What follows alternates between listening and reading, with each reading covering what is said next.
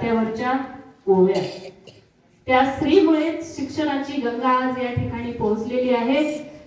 यानंतर आपण याच गटातील दुसरी स्पर्धक आर्या गणेश सोनोने समोर येते. आर्या गणेश सोनोने.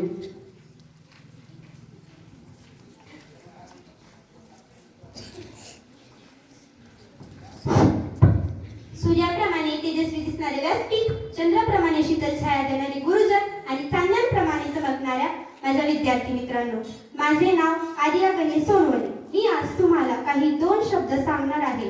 ते तुम्ही शांत चित्तेने ऐकून घ्यावे ही माझी नम्र विनंती.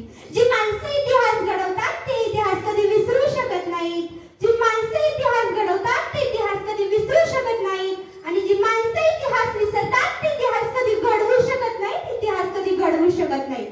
हा पण एक इतिहास आहे. सुमारे 250 वर्षापूर्वीचा सावित्रीबाई फुले यांचा हा इतिहास. त्या काळी समाजाची रचना विषमतेवर आधारित होती. स्त्रियांची स्थिती दुय्यम होती. स्त्री शिक्षणापासून वंचित होती. स्त्रियांना कोणतेच अधिकार नव्हते. अनेक अनिष्ट चालीरीती होत्या. सती प्रथा, केशवफल, हुंडा पद्धती, बालविवाह अशा अनिष्ट प्रत्येकाली स्त्री भरडली जात होती.